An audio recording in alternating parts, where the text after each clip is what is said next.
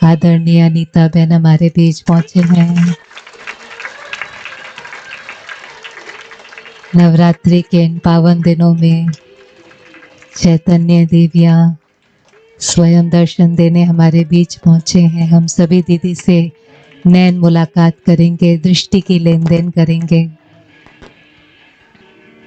शिव शक्तियाँ आ गई धरती पे, शिव शक्तियाँ आ गई धरती पे, शिव शक्तियाँ आ गई।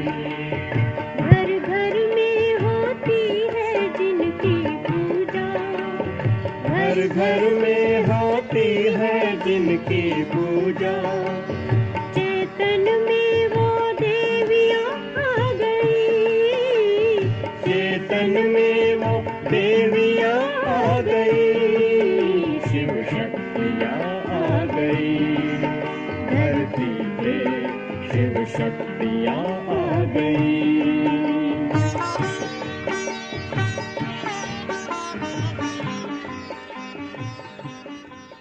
दीदी ने अपने नेत्रों से तो हम सबको निहाल कर ही दिया, रूहानी प्यार के पिचकारी से सबको निहाल किया। और अभी हम सबको अनीता बहन लाभान्वित करेंगे अपनी बच्ची के अपने शब्दों के द्वारा। उससे पहले बिंदु बहन से मैं अनुरोध करूंगी कि उनके दिल के जो भाव हैं वो हमारे समक्ष रखेंगे। बिंदु बहन। ओम शांति, ओम शांति, वंदे मातरम। आज की इस सभा को शिव शक्तियों की सभा कहेंगे ना। इतनी सारी माताओं को देख करके प्यारा बाबा भी वतन में गदगद होता होगा। बाबा को माताओं से बड़ा प्यार है और आप भी तो अपने प्यार में अधिकार से प्यारे बाबा को बांध लेते हो ना। जिसका यादगार भक्ति मार्ग में, भागवत में ढेर सारे किस्से मशहूर हैं, वो आप ही के तो यादगार हैं। और आज तो लगी है आपकी लॉटरी। आज महानवमी है और प्यारे बाबा ने सिद्धिदात्री को हमारे बीच पहुंचाए हैं।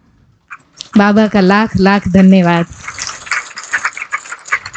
अनीता दीदी जी, साथ में प्रीति बहन, समिता बहन हमारे बीच पहुंचे हैं। तहे दिल से इस सभा में उनका स्वागत करते हैं।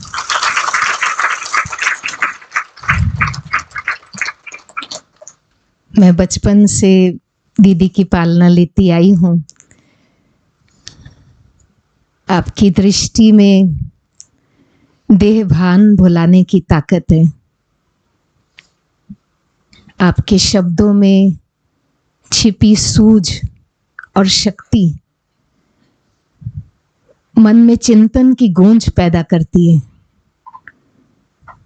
आपके सानिध्य से ब्रह्मा बाप समान बनने की प्रेरणा हम सबको मिलती है। आपकी डिवाइन करंट, आपकी रूहानियत का आकर्षण, आपका वाइब्रेंट स्वरूप देश विदेश में बहुत आत्माओं की चहुं और सेवा कर रहा है। और आज हमारा बहुत बड़ा सौभाग्य है कि इतना समीप सानिध्य हम सभी को नसीब हो रहा है। तो आप सबकी तरफ से आदरणीय दीदी जी का, दोनों फरिश्ते, दोनों बहनों का इस सभा में हार्दिक स्वागत है। माँ भवानी, माँ शारदे, माँ भवानी, माँ शारदे, मंदिरों में होती जिनों की पूजा, वो देवी आप ही हैं और न कोई दूजा, और न कोई दूजा। अनीता दीदी जी का हम सभी लाभ लेंगे। अनीता बहन पिछले 46 इयर्स से ज्ञान में हैं और पिछले 37 इयर्स से समर्पित रूप से अपनी सेवाएं दे रहे हैं। जैसे दीदी ने भी कहा, देश विदेश में आप बाहर वालों को भी माना जो ज्ञान में नहीं है, जो ज्ञान में है, उन्हों को अपने शब्दों से लाभान्वित करते हैं।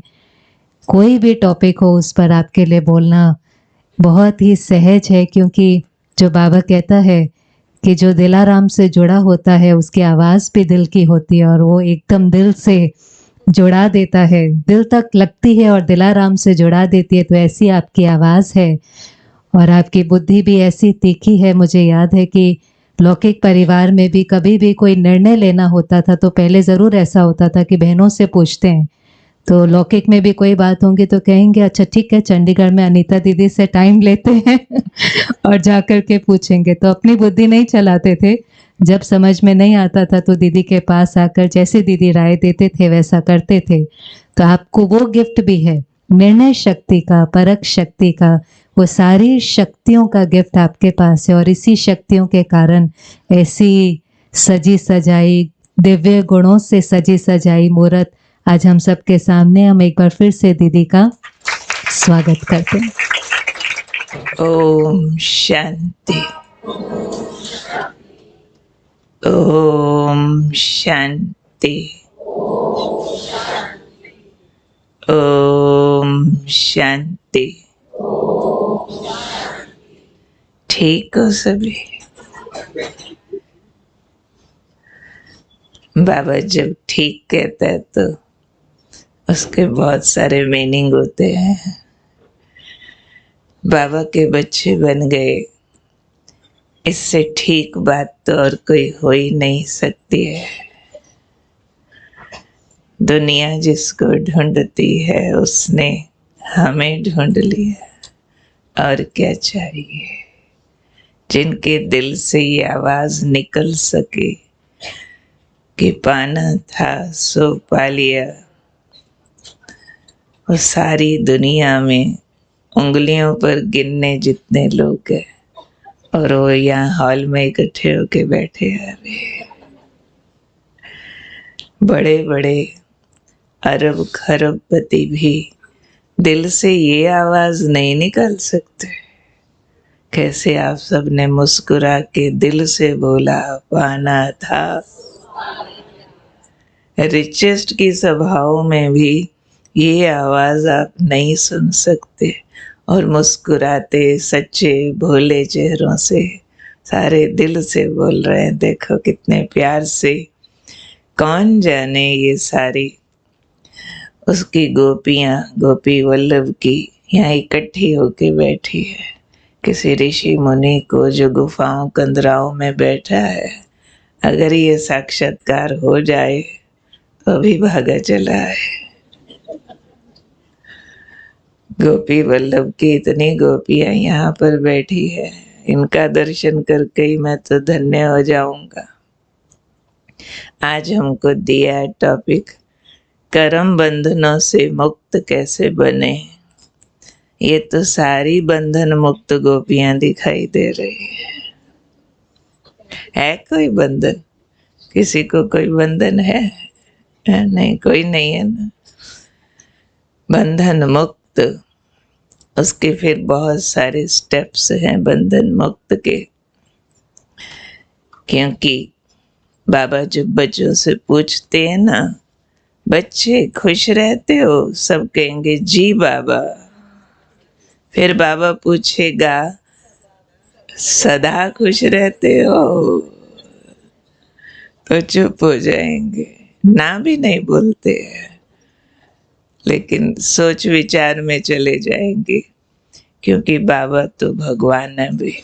भगवान अपने लेवल की बात बोलता है, हम अपने लेवल की बोलते। ऐसे ही अगर पूछो बंधन मुक्त हो, सब कहेंगे हाँ जी। पर ऐसे मुक्त हुए हो जो अभी आत्म पंछी संपूर्णता से उड़ जाए, या फिर अभी कर्म क्षेत्र पर जाए, तो कोई बंधन न खींचे तो नंबरवार होंगे। नहीं भी नहीं बोलते हैं कि कोई सारे बंधनों में फंसे होंगे, लेकिन परसेंटेज सबकी अलग अलग होती है। तो बाबा दो बात बोलते हैं। एक बाबा बोलते कर्म संबंध होता है, एक कर्म बंधन होता है। कर्म संबंध सतयुग में है, कर्म बंधन बना कलयुग में। अब हम सब आत्माएं जब से परम धाम से उतरी है, तब से संबंध तो हमको मिला ही मिला है, क्योंकि आत्मा ऊपर से उतरती है, सबसे पहला संबंधी कौन बनता है? सबसे पहला संबंधी शरीर बनता है। ये 5 तत्वों से रिश्ता जुड़ता है। फिर इस देह के साथ कई और संबंधों में हम लोग चले जाते हैं, जिनसे संबंध जुड़ता रहता है। और फिर करते करते करते एक टाइम ऐसा आ जाता है सृष्टि चक्र के अंत में, जो हर संबंध पर एक क्वेश्चन मार्क होता है। हर संबंध कुछ न कुछ उलझाता जरूर है। कोई सुख देने वाले होते हैं संबंधी, कोई दुख देने वाले होते हैं। सुख देने वाले भी बांधते और डराते हैं। जिनसे सुख बहुत मिलता है उनसे भी बहुत डरते हैं। क्यों? इनको कुछ हो ना जाए, अगर ये नहीं होंगे तो मेरा क्या होगा। सुख की डिपेंडेंसी हो जाती है। दुख देने वालों से तो क्वेश्चन मार्क रहता ही रहता है, उलझते रहते हैं। पर बाबा जब आते हैं, बाबा के ज्ञान में, बाबा के प्यार में इतनी ताकत है कि हर संबंध को बाबा प्योरीफाई करना सिखाते हैं, और इतना प्योरेस्ट लेवल तक बाबा उसको लेकर जाते हैं, जो सब संबंधों से निभाते हुए भी हम मुक्त अवस्था का अनुभव करते रहे। क्योंकि आत्मा की ओरिजिनल स्टेज मुक्ति धाम की मुक्त अवस्था है, और सतयुग त्रेता में वो जीवन में रहते हुए भी हमने अनुभव की थी। वो परम धाम में आत्मा जितना मुक्त फील करती थी, सतयुग त्रेता में भी आत्मा की फीलिंग मुक्ति की उतनी ही रही। चाहे देह भी थी, चाहे संबंधी भी थे, कर्म भी था, लेकिन फीलिंग मुक्ति की थी। लेकिन कलयुग अंत तक आकर के हर फीलिंग बंधन की हो जाती है। अच्छी बातें भी बांध देती है, बुरी बातें भी बांध देती है। अब बाबा ने वही लेवल हमको अटेन कराना, वापस हमारी उस मुक्ति तक बाबा ने पहुंचाना है जिस मुक्ति की अवस्था से हम आए थे। अब उस मुक्ति तक पहुंचाना था अगर बाबा ने हमको, तो बाबा एक ऑप्शन ये भी चूज कर सकते थे कि हम सबको योग सिखाकर, योग में क्या करना होता है? देह भूलो, आत्मा समझो, संबंध भूलो, एक बाप को याद करो। यही है ना बेसिक फार्मूला राजयोग का। देह सहित देह के सब संबंध भूल, अपने को आत्मा समझ, एक बाप को याद कर। अगर यही करना था तो बाबा अगर ऑर्डर कर देता हमको कि घर बार छोड़ो, जंगल चलो, तो बहुत चल पड़ते। सारे नहीं तो भी बहुत चलते। बाबा के एक अवतरण पे 350 भाई बहने हैदराबाद सिंध में शुरू में घर बार छोड़ के बड़े बड़े रईस घरानों के आ गए थे। जब शंकराचार्य जी आए, लाखों सन्यासी उनकी आवाज पे घर बार छोड़ के जंगलों में चले गए थे। अब बाबा ने हमें मुक्ति धाम वाली अवस्था का अनुभव कराना था। इतना मुक्त, और बाबा तो मास्टर है, भगवान हर फार्मूला जानता है।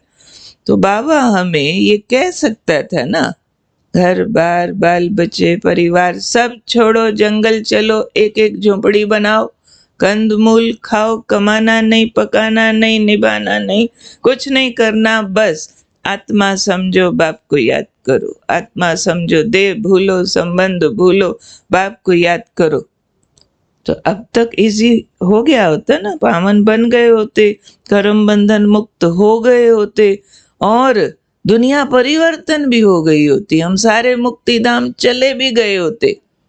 ये गाड़ी इतनी क्यों बाबा ने लंबी कर दी, काम इतना लटका दिया, घर गृहस्थ भी नहीं छोड़ो, निभाना भी नहीं छोड़ो, कमाना भी नहीं छोड़ो, सब करो, 36 प्रकार के भोग भी बनाओ, शिवरात्रि भी मनाओ, यहाँ पे नवरात्रि भी मनाओ, यहाँ गणपति भी मनाओ, सब फंक्शन भी मनाओ, फिर कहता है देह भी भूलो।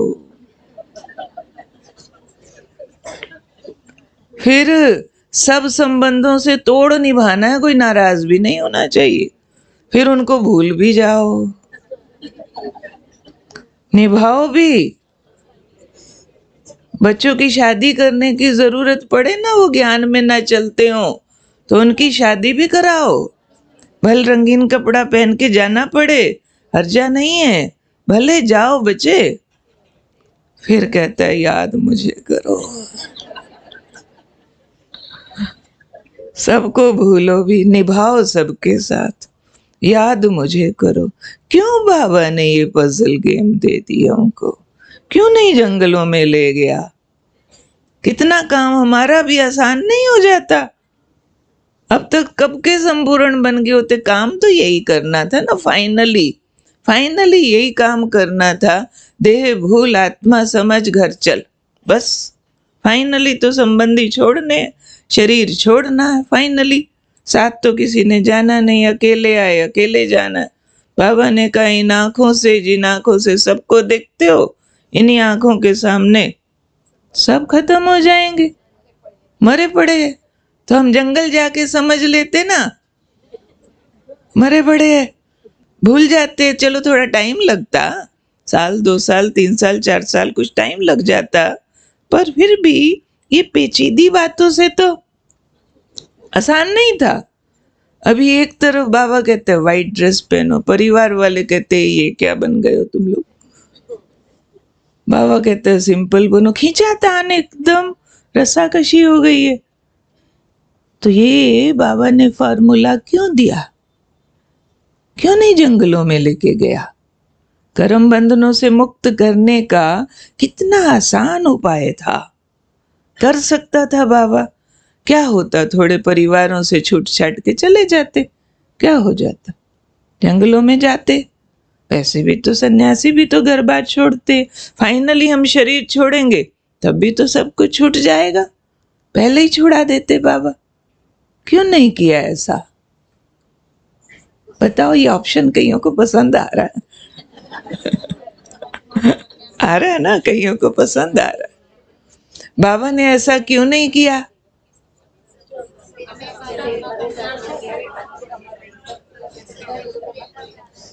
क्यों नहीं किया ऐसा?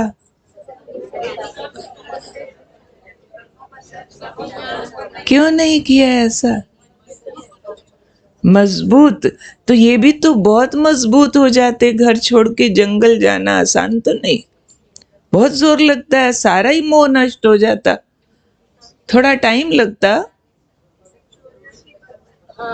बाबा ने पवित्र प्रवृत्ति मार्ग स्थापन करना, इसलिए आज का टॉपिक सोच के देखो, कर्म बंधनों से मुक्त, टॉपिक तो ये ना, कर्म बंधनों से मुक्त, तो वो भी तो मुक्ति थी जंगल जाते तो, क्योंकि कर्म बंधनों में फंसे हुए हैं गृहस्थी में, वहां होते तो मुक्ति शुरू तो हो जाती ना, फिर धीरे धीरे फाइनल भी हो जाती, सबको भूल जाते हम।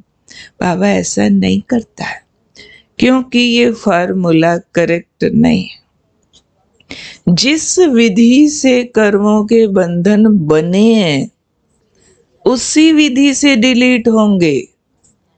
कर्म बंधन बने कैसे? जंगल में जाकर के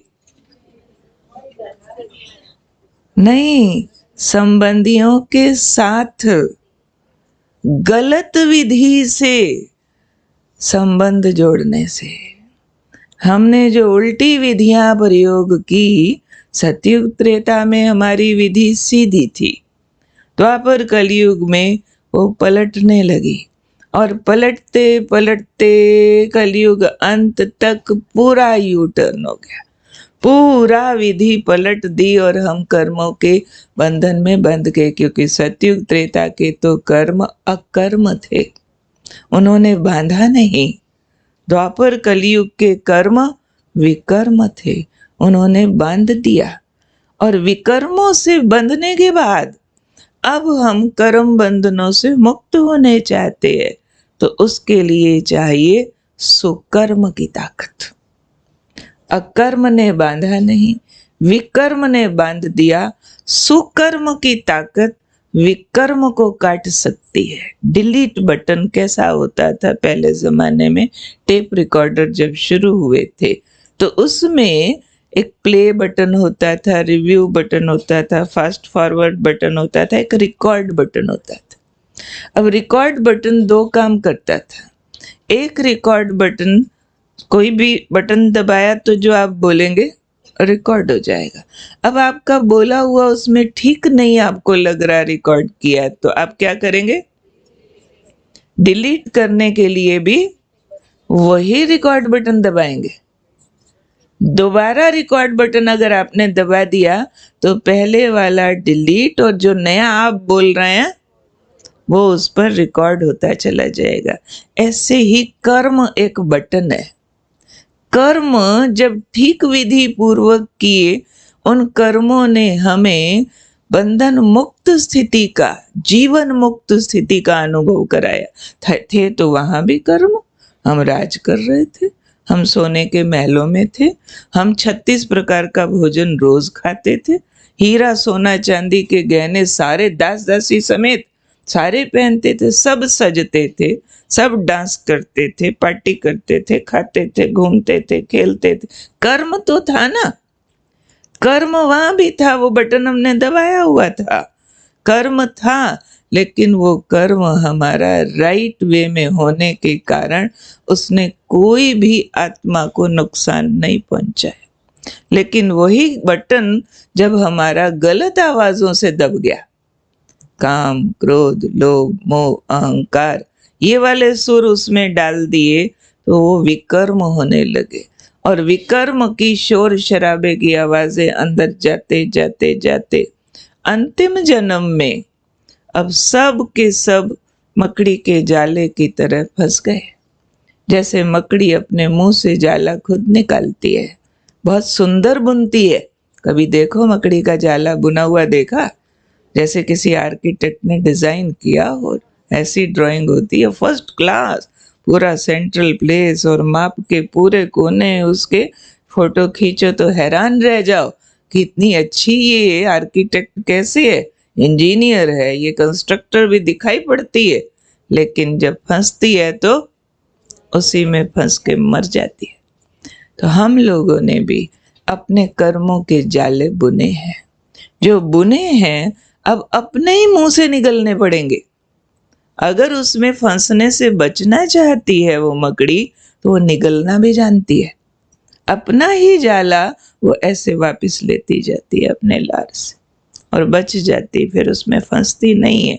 तो अब संगम युग ये कहता है कि अपने बुने हुए जाले वापस हमको निगलने होंगे। एक एक कर्म जो कोई भी विकार के वश किया था वो सब वापस लौटाना होगा। वापस कैसे लौटाना होगा?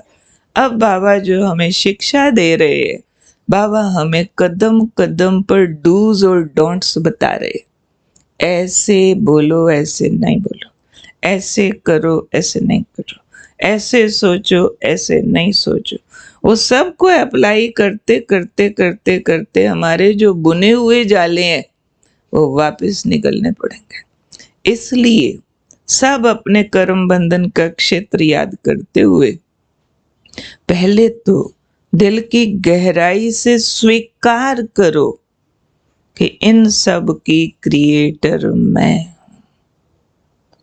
भक्ति मार्ग ने हमें एक रॉन्ग नोशन दे दी कि ये सब कुछ जो तुम्हारे साथ हो रहा है भगवान कर रहा है, ये भगवान का कसूर है, ये किस्मत का कसूर है, ये मेरी किस्मत खराब। हम अगर बोलते भी है ना, पता नहीं कौन से खोटे कर्म किए थे जो ऐसा मेरे साथ हो रहा है, ये हम सिर्फ फिलोसॉफिकली बोलते हैं।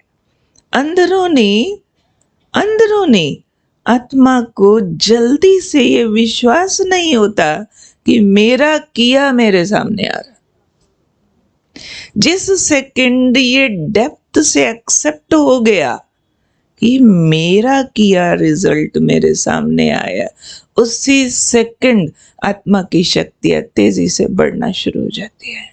नहीं तो हम बहुत बार अगर भगवान को दोष नहीं देते हैं, हम सब बाबा से बहुत प्यार करते हैं, इसलिए हो सकता है बहुतों का बिल्कुल बंद हो गया हो, नहीं नहीं बाबा तो सुख देता है, नहीं बाबा तो प्यार का सागर है। फिर क्या करेंगे? बाबा से हटेंगे तो व्यक्तियों को दोष देने लगेंगे। कोई कोई मिलते हैं बाद में, दीदी थोड़ी बात करनी थी। जी बोलो। मेरे युगल ना ऐसे है, वैसे है, ऐसे है, वैसे है। दीदी कोई उपाय बताओ, क्या करूं? वैसे करते हैं, वैसे करते हैं। तो ये सारा यहाँ पे क्या तूफान आ रहा? नहीं, यहाँ कर्मों का हिसाब किताब का तूफान से पहले रॉन्ग अंडरस्टैंडिंग, अज्ञान का तूफान है कि ये व्यक्ति खराब है। जो मेरा युगल है ना, वो खराब व्यक्ति है, वो ऐसे करता है, ऐसे करता है, ऐसे करता है, वो खराब व्यक्ति। इसलिए बहुत सारी माताएं, लगभग सारी, कहती दीदी अगर शादी से पहले ज्ञान मिल गया होता, अबाउट 100%। क्यों कहती है? क्योंकि अंदर डीप अभी गया नहीं है कि सामने वाला हर व्यक्ति निर्दोष है। अगर वो सामने वाला मेरे प्रति किसी भी प्रकार का दुखदाई व्यवहार करता है तो वो सिर्फ मेरे किए की रसीद दे रहा, उसका अपना कोई दोष नहीं है। मैंने जो किया था वो भूल गए हैं, वो लॉन्ग बैक था, वो पिछले जन्मों की स्टोरीज क्लाउड्स के अंदर चली गई। पिछले जन्म तो भूल जाते, फिर कोई कोई कहते दीदी ऐसा कैसे हो सकता है, मैंने इतने गुनाह किए, इतने पाप मैंने किए। दो बातें होती है, एक तो कुछ किया है उसके कारण सामने वालों का व्यवहार, सिर्फ युगल नहीं, ओवरऑल। हाँ, एक व्यक्ति को तो उदाहरण दिया जाता है बस। हो सकता है युगलों से नहीं प्रॉब्लम आती, कोई और से आ रही हो, पड़ोसी से ही आ रही हो, कोई और से आएगी तो जरूर ना। किसी भी व्यक्ति हमारे जीवन में परीक्षा बनेगा। तो वास्तव में दो कारण होते हैं, एक है व्यक्ति सच में गलत कर रहा है, सच में। दूसरा है व्यक्ति तो सिर्फ अपने तरीके से व्यवहार कर रहा है, सच में इंटेंशनली हमारे लिए गलत नहीं है। उसका व्यवहार अगर न्यूट्रल होके देखा जाए, जरूरी नहीं वो सबको दुख देने वाला लगे। दूसरा कारण होता है हमारा एटीट्यूड, हमारा उस बात को लेने और समझने, ग्रहण करने का तरीका, वो हमें दुख पहुंचाता है। इसलिए इसमें जज करना पड़ेगा कि वास्तव में वो व्यक्ति सच में गलत है, कर्म गति अनुसार, विधि विधान के नियम अनुसार वो सच में अपराध कर रहा है, पाप कर रहा है, या मेरी सोच है। सोच तो ऐसी चीज है सूक्ष्म, जो बहुत बार मीनिंगलेसली हम किसी के राइट एक्शंस पर भी दुखी होते रहते हैं। मेरा बेटा है ना, मेरी बेटी है ना, वो ना पढ़ते नहीं, उसके तो नहीं तो 99% आ जाए, वो टॉप कर सकता है, मेरे को सारा दिन टेंशन हुई रहती है। अब बताओ क्यों भाई, क्यों चाहते हो उसके 95, 99? नहीं, अगर टॉप कर जाए ना, नहीं डॉक्टर बन जाए ना, नहीं फिर तो मैं फ्री हो जाऊं ना उसकी शादी करके, फिर तो मैं मधुबन में समर्पित हो जाऊं ना।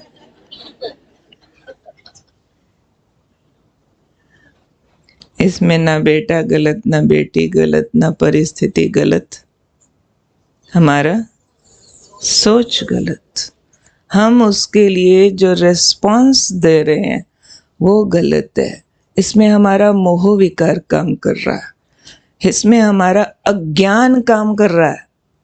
हम भूल रहे हैं कि हमने नारे लगाए हुए हैं शिवरात्रियों पर, प्रभात फेरी में, कलयुग जाने वाला है, सतयुग। जब बच्चा पढ़ाई कर रहा हम भूल जाते हैं कलयुग जाने वाला है। उसके 10 साल 20 साल की चिंता कर रहे होते हैं, 50 साल तक की भी प्लानिंग कर रहे होते हैं। और फिर किसी को अगर ज्ञान सुनाने लगेंगे ना तो मम्मा का उदाहरण सुनाएंगे। मम्मा कहती थी हर घड़ी अंतिम घड़ी। और जब बच्चा अगर ठीक से नहीं पढ़ रहा तो ये अंतिम घड़ी नहीं है। अगर मार्क्स कम ले लेगा, 80% ले लेगा, 70% ले लेगा, अगर वो डॉक्टर बनने के बजाय क्लर्क बन जाएगा, क्या हो जाएगा? विनाश तो होने वाला है ना। आपको चिंता करनी चाहिए ये देवता बने या डॉक्टर इंजीनियर बने। अगर वो चिंता लग गई डॉक्टर इंजीनियर के बजाय देवता अच्छा वाला बने, बाकी कोई बात नहीं। यहाँ पे तो सिर्फ शरीर निर्वाह अर्थ, वो तो कर्म से कमा लेगा, ज्यादा अपने को परवाह नहीं। तो वो जो आपकी परिस्थिति लग रही थी, वो जो आपको कर्म का हिसाब किताब लग रहा था, क्या करे दीदी बच्चे बिगड़े हुए, वो नहीं लगेगा।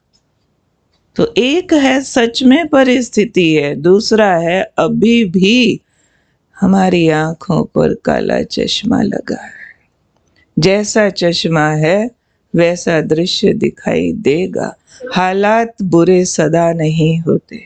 हमारा जो विकारों को प्रयोग करने का तरीका था, विधि थी द्वापर कलयुग में, वो अभी तक हमने कायम रखी हुई है। द्वापर कलयुग में हमने कर्म में काम, क्रोध, लोभ, मोह, अहंकार प्रयोग कर कर करके हर कर्म को विकर्म बना दिया। हर कर्म विकर्म बनने से हर संबंध बंधन बन गया।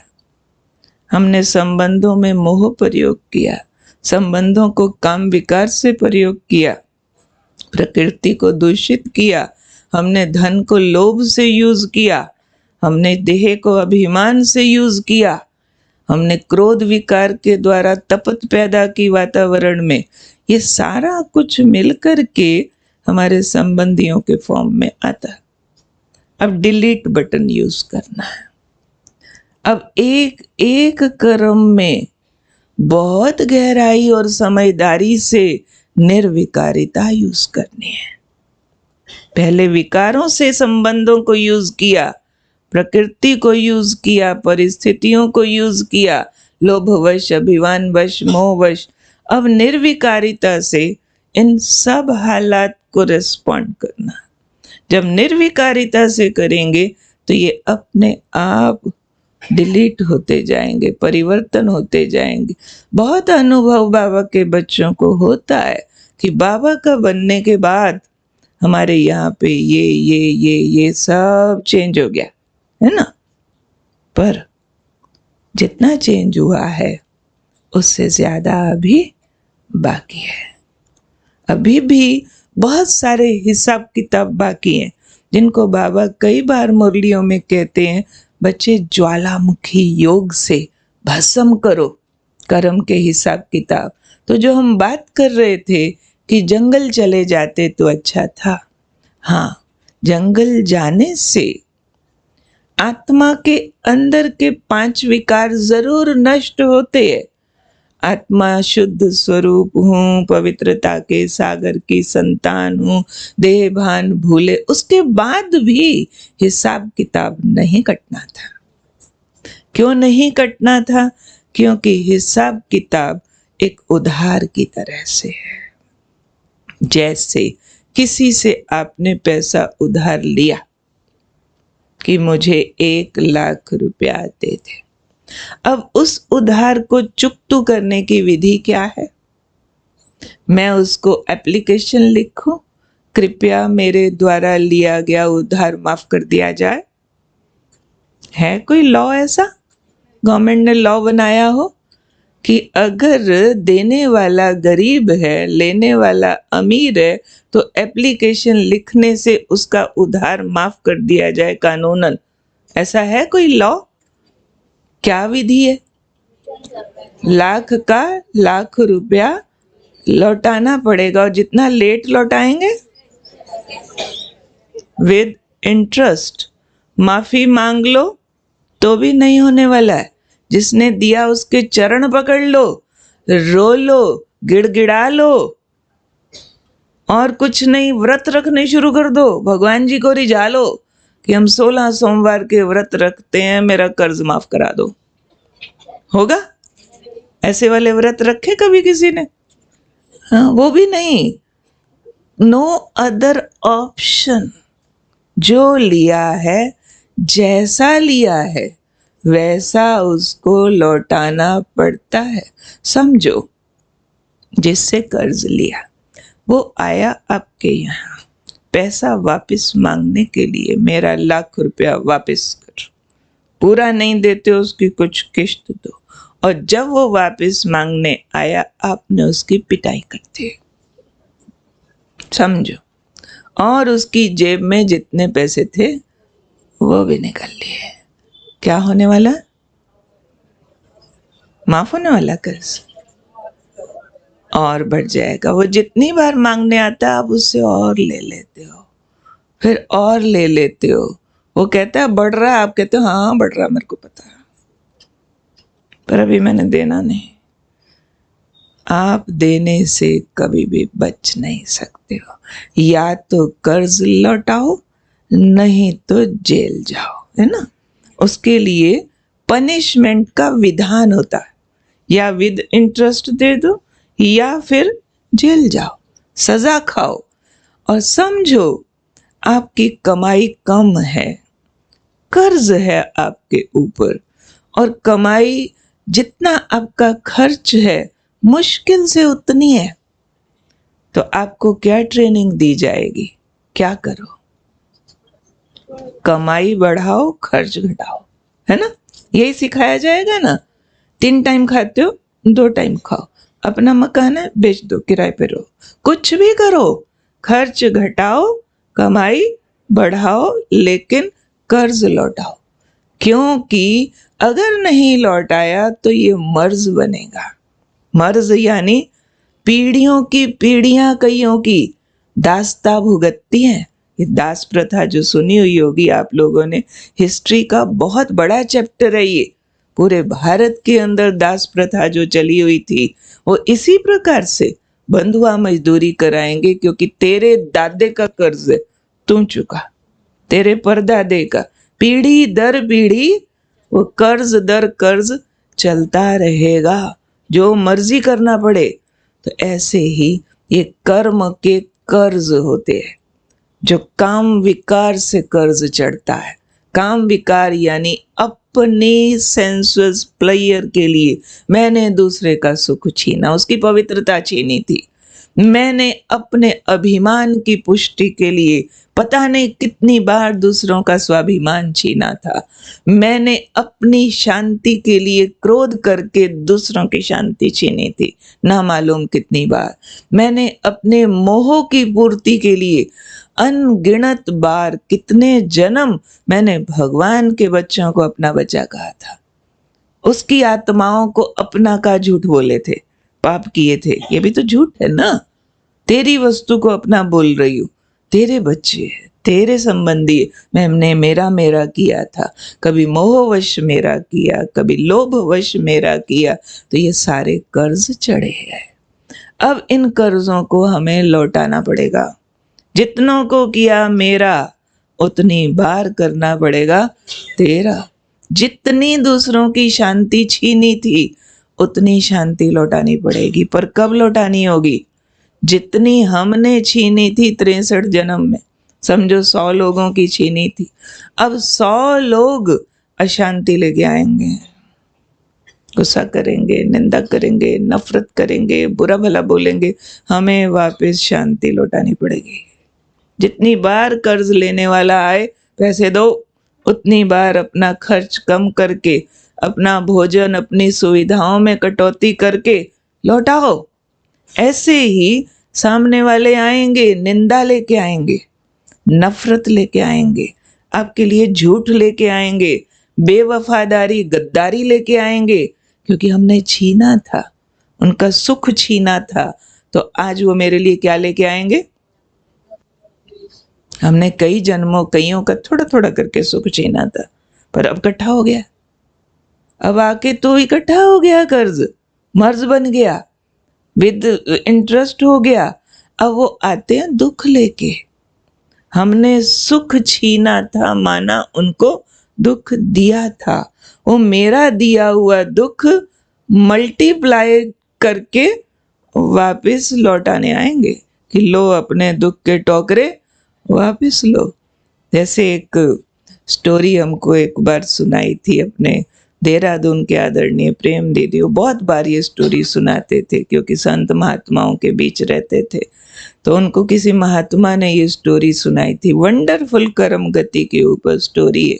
कहते कि एक बार एक राजा जंगल में गया शिकार खेलने और सैनिकों से बिछुड़ गया, आगे निकलता गया, अकेला छूट गया। प्यास लगी तो ढूंढने लगा, तो जंगल में एक झोपड़ी दिखाई पड़ी, तो घोड़े से उतरा और वहां गया पानी के ढूंढने के लिए। तो देखा वो सन्यासी का बड़ा स्थान था, झोपड़ी के आसपास भी बहुत साफ, फूल पौधे लगे हुए, खुशबू आ रही। अंदर झोपड़ी के अंदर एक महात्मा जी समाधिस्थ अवस्था में बैठा हुआ, और सब तरफ वो चक्कर लगाने लगा जब तक ये समाधि से उठे या कहीं पानी दिखे। पानी नहीं दिखा, पर इतनी सफाई के बीच, खुशबू के बीच एक कोने में एक बहुत बड़ा लीद का ढेर, लीद समझते? हाँ, जो घोड़ा होता है, घोड़े का वेस्ट, उसकी पॉटी, तो उसका ढेर लगा हुआ। आसपास कोई जानवर नहीं, गाय भैंस घोड़ा कुछ नहीं, पर ये गंदगी का, उसकी गंदगी का ढेर, और उसमें से स्मेल भी आ रही। पानी कहीं दिख नहीं रहा, तो वेट करने लगा। जैसे ही वो साधु समाधि से उठा, पानी वानी पूछा, पिलाया, बड़े प्यार से मिला। तो राजा कहता है कि महाराज अगर आप बुरा न माने, मेरा एक सवाल है, बहुत संकोच हो रहा है पूछने में, फिर भी पूछना चाहता हूँ। कहते क्या हुआ? कहते आपके यहाँ इतनी शुद्धि, इतनी सफाई, इतनी खुशबू, जानवर कोई है नहीं, पर ये कोने में लीद का इतना बड़ा ढेर पहाड़ जैसा, ये कहाँ से आया? तो वो जो सन्यासी था जोर जोर हंसने लगा, जोर जोर हंसने लगा। कहते भूल गए राजन। वो और हैरान हो गया राजा, भूल गए राजन, ये वही लीद है जो तुमने दी थी। राजा कहता मैंने दी थी? और एक महात्मा को, और लीद उसको अपनी सारी लाइफ में मालूम था कि मैं तो भक्त हूँ, मैं तो साधु संतों का बहुत सम्मान करता रहा हूँ सदा।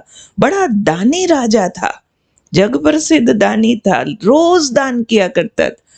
कहते मैंने कब दी थी? बिल्कुल उसको याद नहीं आ रहा था। तब उस सन्यासी ने याद दिलाया उसको। कहते याद करो राजा, तुम रोज सुबह भिखारियों को, सन्यासियों को दान दिया करते थे।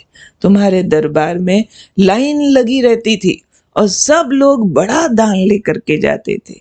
एक दिन कहते मैं भी दान लेने की इच्छा से तुम्हारे पास आया, तब तुम उठ चुके थे दान वाली गद्दी से। दान दे दे के लाइनें खत्म हो गई थी, और राजा उस गद्दी से उठ करके अस्तबल में चला गया था। अस्तबल समझते? घोड़ों का घर। तो वहां वो अपने घोड़ों की निगरानी कर रहा था, ये घोड़ा, वो घोड़ा, वो घोड़ा। और सन्यासी ने देखा राजा अपनी गद्दी पर नहीं है, तो पीछे पीछे ढूंढता उसको अस्तबल में चला गया और अपना कमंडल आगे किया और जाके कहने लगा राजन भिक्षा दो। अब राजा ने देखा सुबह से मैं दान दे रहा था, तब आया नहीं, अब आके खड़ा हुआ है। तब कहते तुमको जोर से गुस्सा आया यहाँ क्या करने आए हो, यहाँ कौन सा दान रखा है मेरे पास, लो। घोड़े की लीद उठाई, दे दी, क्रोध में उसके कमंडल में डाल दी, और सन्यासी शुक्रिया करता हुआ चला गया। ठीक है, भिक्षा मांगी थी, भिक्षा में लीद ही सही, मिला तो है, कुछ तो मिला है, लेके चला गया। तो राजा कहता है, अच्छा वो लीद दी थी, फिर क्या हुआ भाई? ये जो आप बोल रहे हो राजन भूल गए, वो आपके कमंडल में इतनी डाली होगी, उसको भी घटना याद आ गई। फिर वो सन्यासी और जोर जोर हंसने लगा। कहते, राजन मालूम है तुम्हें, दान फलता होता है। फलता माना एक का अनेक गुणा रिटर्न दान का आता होता है। ये तुम्हारा दिया दान फल रहा है, तो इसका क्या होगा? फलना माना जिसने दिया उसी के हिस्से जाएगा। कहते, तो ये लीद मेरे हिस्से आएगी? कहते, हाँ राजन, बच नहीं सकते हो किस भी जन्म में खाना, क्या भी बन के खाना। वो तो समझते ना 84 लाख योनियां होती। ये लीद तुम्हें ही खानी पड़ेगी, मुझे खानी पड़ेगी, क्योंकि मैंने दी थी। राजा तो जार जार रोए कि मैं तो समझ रहा था मेरी जिंदगी में मैंने बहुत पुण्य किए, बहुत पुण्य किए, और उस हिसाब से मेरा भविष्य बहुत उज्जवल है। पर ये भविष्य है मेरा, मैं जन्म जन्म ये खाऊंगा। उनके चरण पकड़ लिए, रोए राजा, जार जार रोए। कुछ करो, कृपा करो, मुझे नहीं खाना पड़े, कुछ करो, कृपा करो। तब सन्यासी ने कहा, एक ही उपाय है इसको अंडू करने का, कि ये लीद, ये सारी गंदगी तुम्हारी औरों के हिस्से चली जाए। वो कैसे जाएगी महाराज? कहते, वो केवल तब जाएगी जब लोग तुम्हारा बुरा करें, तुम्हारी निंदा करें। जो जो तुम्हें क्रिटिसाइज करेगा उसके हिस्से में इसका थोड़ा शेयर चला जाएगा। कहते हैं ना, निंदक हमारे कपड़े धोता है, निंदक नियरे राखिए, आंगन कुटी छवाए, बिन साबुन पानी बिना निर्मल करे। निंदा आपके हिस्से के पाप ले लेता, क्योंकि जिसकी निंदा करोगे उसके हिस्से का पाप आपकी तरफ आ जाएगा। राजा कहता है, कुछ करो, मेरी प्रजा मेरी निंदा नहीं करती है महाराज, मैं उनका इतना भला करता हूं कि वो तो सारे मेरे गुण गाते नहीं थकते। आप कहते हैं जो तेरी निंदा करेगा उसके हिस्से जाएगी, और वो निंदा कैसे करेंगे? सन्यासी कहता है, एक उपाय बताता, बहुत हिम्मत रख के करना पड़ेगा, वो करोगे तो इस गंदगी से बचोगे, नहीं तो तुम्हारे ही हिस्से आएगी। कहता, बताओ। कहते, ऐसा करो, अपने राज पुरोहित की बेटी का श्रृंगार करा के रथ में साथ बिठाओ। हाँ, उसकी छोटी बेटी 16 साल की, और ये बड़ी आयु वाला राजा, और एक एक बोतल में लाल पानी भर लो, शराब दिखनी चाहिए, उसको पिलाओ, खुद पियो, और सारे शहर में रथ पे बैठ के चक्कर काटो।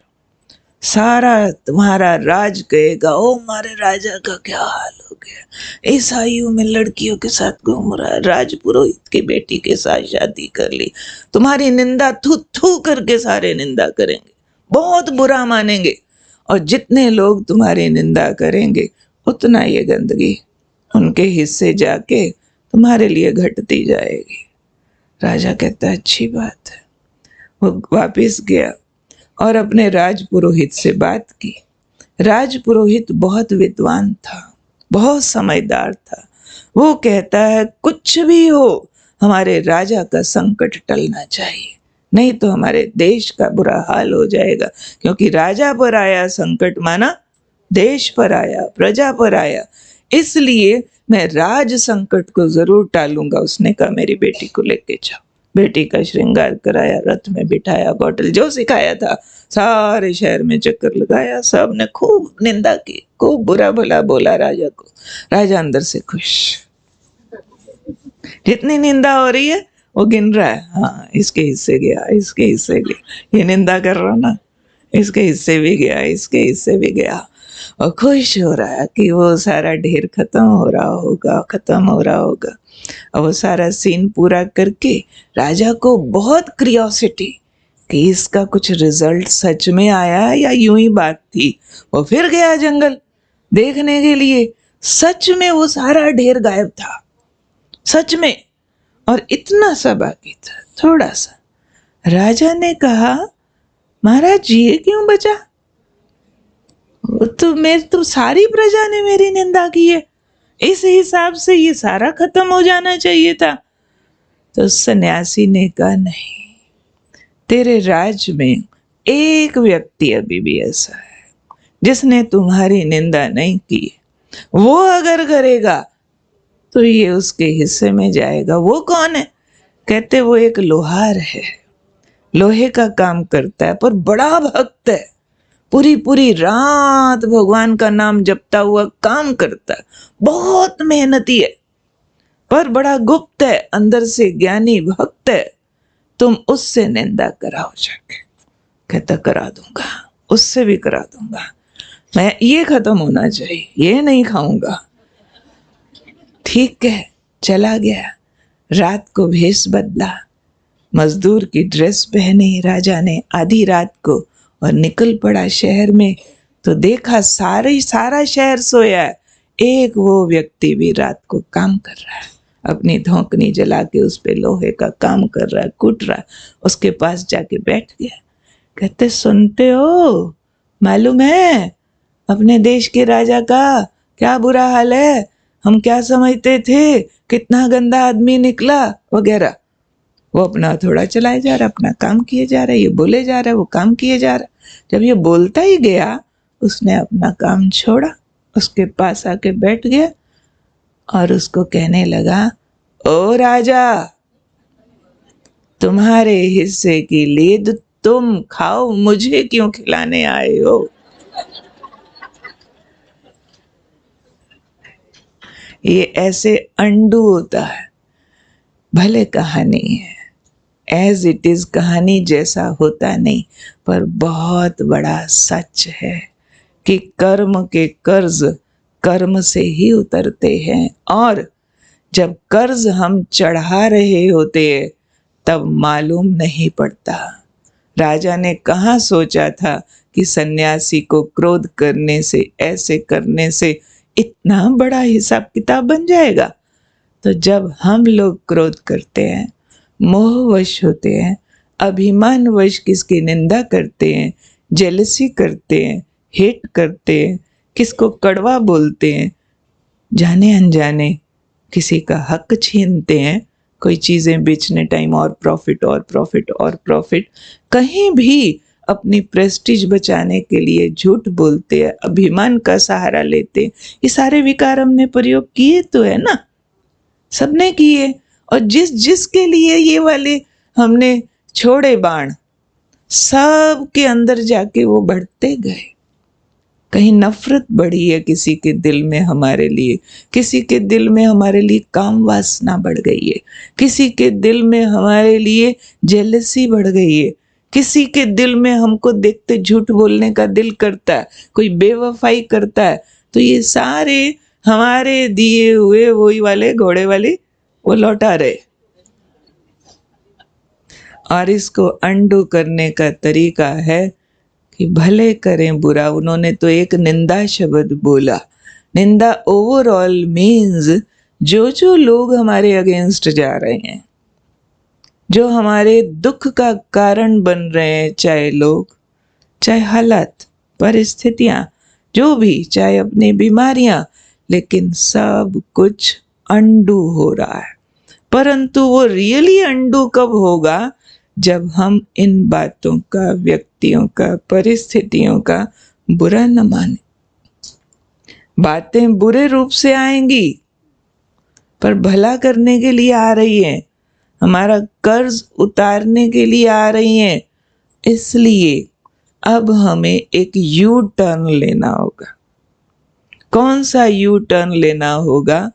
बुरा करने वाले का भला करने की स्पीड बढ़ानी होगी। क्योंकि कर्ज आएगा बुरे के रूप में और लौटाना होगा भले के रूप में, तभी तो वो चुकतू होगा ना। यहाँ वो बात नहीं है कि दूसरे के हिस्से में चला जाएगा। हम नहीं चाहते हैं कि दूसरे भी मेरे हिस्से के पापों का फल भोगें, वो तो स्टोरी थी।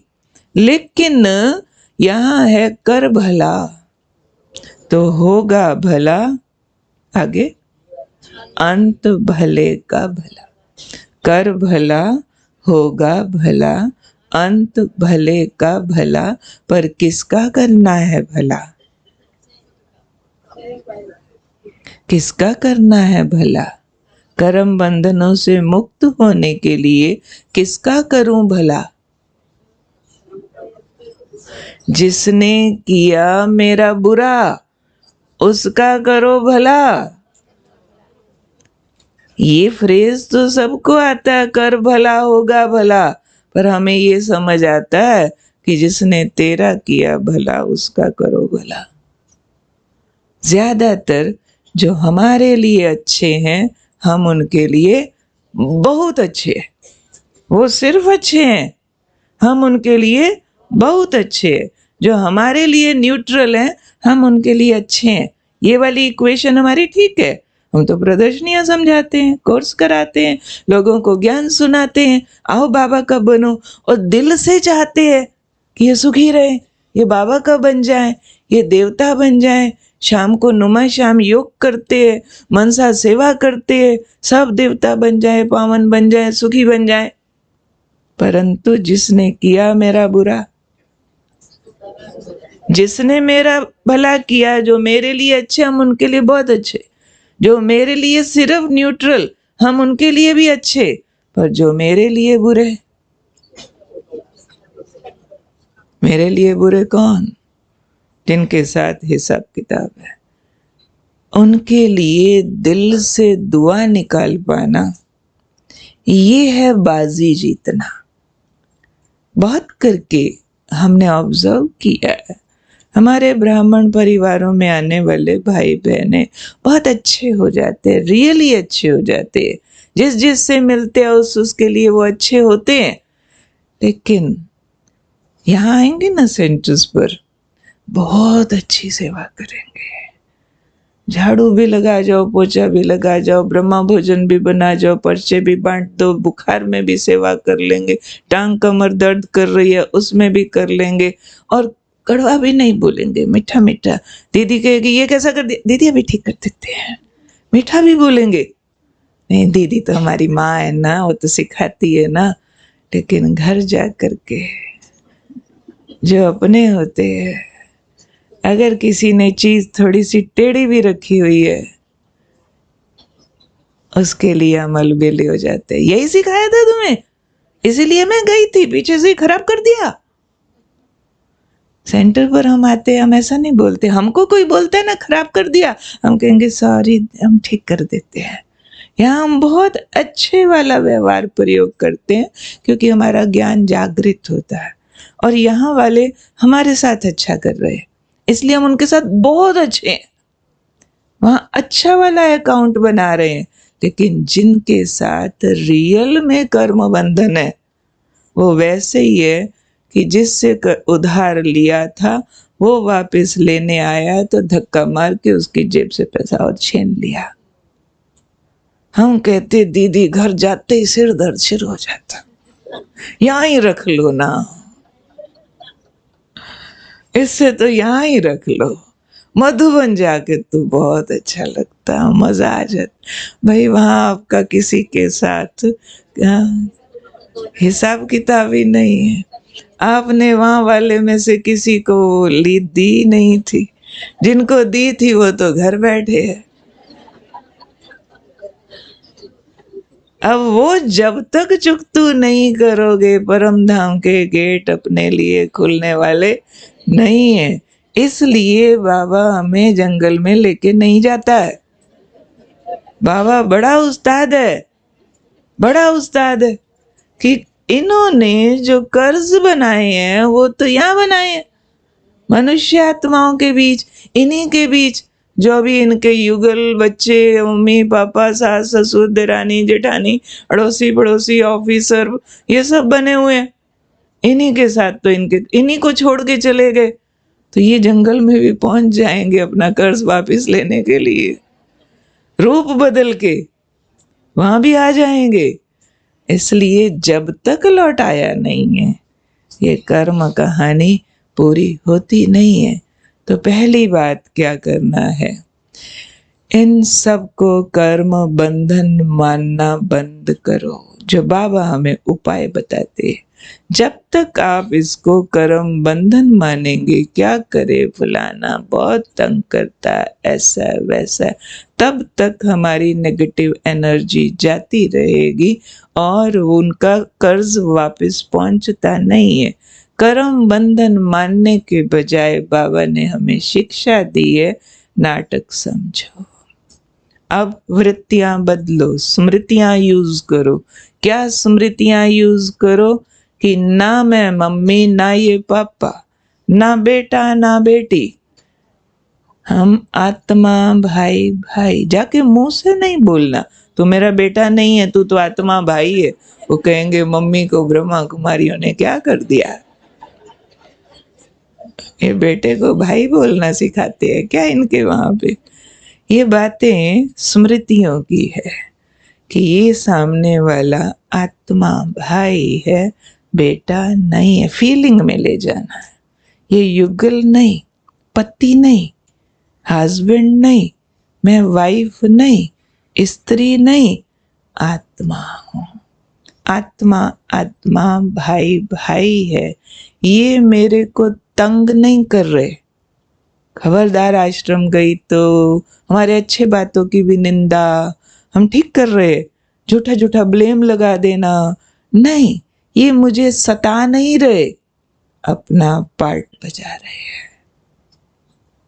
ये गहरी फीलिंग इसको हम कहते हैं। बाबा ने जो हमें स्मृतियां दी है, बाबा ने स्मृति दी है साक्षी दृष्टा भव। साक्षी दृष्टा को इंग्लिश में कहेंगे, एक शब्द है डिटैच्ड ऑब्जर्वर, उससे भी ऊपर का एक शब्द है नॉन जजमेंटल, जिससे और बात स्पष्ट हो जाती है। जो दर्शक होता है ना फिल्म के अंदर, वो जज नहीं करता है।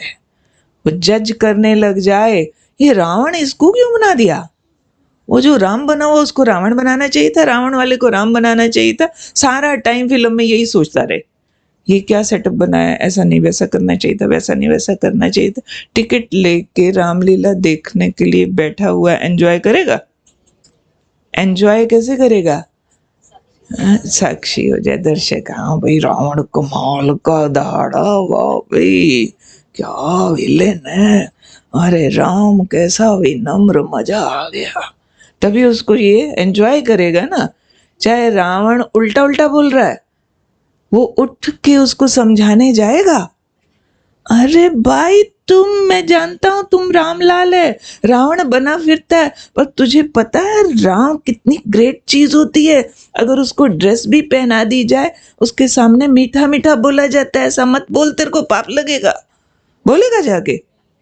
कभी किसी ने बोला ये क्या रावण बन के ऐसे बोल रहा है, अरे सीता को हाथ लगे पाप लगेगा, मारा जाएगा, तेरे को पता नहीं रामायण में लिखा हुआ है, ऐसा मत करना। ऐसा करेगा तो वो कभी भी रामलीला एंजॉय नहीं कर सकेगा। तो घरों में भी समझो रामलीला हो रही है, जो कोई कुछ भी कर रहा है साक्षी दृष्टा। आप टिकट लेके रामलीला देखने के लिए बैठे हुए हो, आप साक्षी दृष्टा दर्शक की सीट में हो ना, आप दर्शक हो जाओ। आप उस टाइम डूअर नहीं बनो, एक्टर नहीं बनो, उस टाइम पर आप स्पेक्टेटर बनो, दर्शक हो जाओ। और उसके लिए बुद्धि में याद रखो नॉन जजमेंटल। आपको जजमेंट नहीं निकालनी है, कौन ठीक कौन गलत, चाहे विलेन है चाहे हीरो है, जस्ट एंजॉय। विलेन के भी गंदे से गंदे डायलॉग पर जितना ज्यादा गरज के रावण बोलता है, लोग क्या बोलते? Once more. जितना ज्यादा बढ़िया गरज के बोलेगा, है ना, उतना वो लोग ऐसा बोलेंगे। हम एक बार मधुबन में थे, ओम शांति भवन में, तो तब ये नया नया रामानंद सागर का रामायण बना था। पूरे भारत में कितना प्रभाव था उसका। उतना देर, जितनी देर वो आती थी रामायण, उतनी देर के लिए ट्रैफिक रुक जाते थे, बहुत कुछ रुकता था। जिनके घर में टीवी होता था उनके घर में भीड़ लग जाती थी। तो वो जो रावण का रोल करने वाला था मधुबन में आया, पांडव भवन में बड़े दादी मुरली सुना रहे थे और वो सभा में बैठा था। जब मुरली पूरी हुई तो अनाउंस हुआ कि जिन्होंने रामायण में रावण का रोल प्ले किया, वो व्यक्ति का नाम मुझे याद नहीं कौन था, अरविंद त्रिवेदी। हाँ, तो बहुत बढ़िया रोल किया था उसने।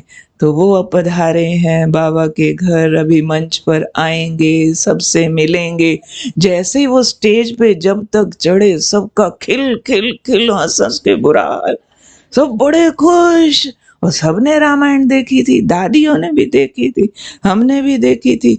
और जब तक माइक पे आया, तालियां और हंस हंस के, उस भाई का पहला डायलॉग था, आते ही कहता है, आते ही हाथ जोड़ के, भाइयों और बहनों, मुझे माफ करना, मैं रावण नहीं हूं।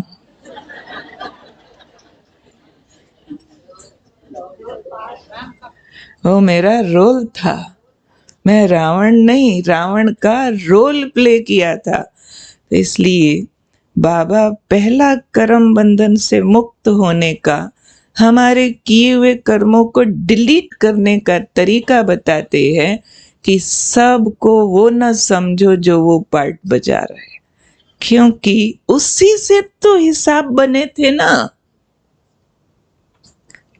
पति पत्नी में काम की दृष्टि रखी तो हिसाब बन गया, और माँ बच्चे में मोह की दृष्टि रखी तो हिसाब बन गया, बाकी संबंधों में देह भान की दृष्टि रखी तो हिसाब बन गया। ये देरानी जिठानी, छोटा बड़ा, काला गोरा, अमीर गरीब, राजपूत बनिया फलाना, इससे हिसाब बन गया।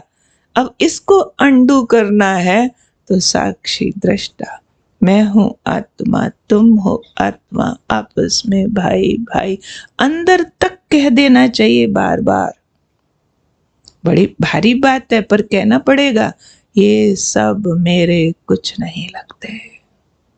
हे अर्जुन, ये सब मरे पड़े हैं। अर्जुन कहता है, मेरे चाचा मामा काका गुरु गोसाई हैं। भगवान ने कहा, ना चाचा ना मामा ना गुरु, गुरु भी नहीं है, पितामह भी नहीं है, ये सब तेरे दुश्मन है, मार डाल। और ऐसे मार, पहले ही समझ ले मरे पड़े हैं, पहले समझ मरे पड़े हैं, क्योंकि इनका जो भविष्य है वो मरना लिखा हुआ इनका निश्चित है। तो यहाँ बाबा ये नहीं कहेगा रिश्तेदारों को मार डाल, नहीं, लेकिन रिश्तेदारी की फीलिंग को मार डाल।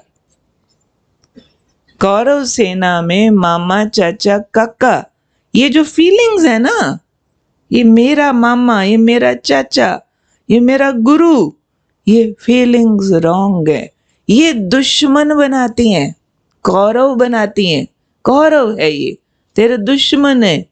तो ये बाबा फील कराता है, ये स्मृतियां दुश्मन है। स्मृतियां में जो आ गया ना मेरा मेरा, तो बाबा मुरलियों में कहता है, मेरा को कर दो। लैंग्वेज में तो किया है। बहुत माताएं जब अपने बच्चों को मिलाने लाती है ना, दीदी बाबा का बच्चा, कितना भी मोह होगा, लैंग्वेज में तो आ गया है।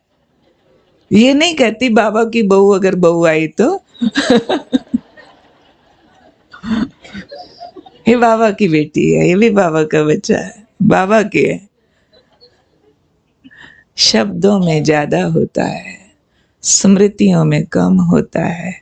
बाजी यहाँ स्मृतियों की है। मार डाल का मतलब था यहाँ जो रजिस्टर किए ना स्मृतियां मेरे मेरे की, उस स्मृतियों को मार।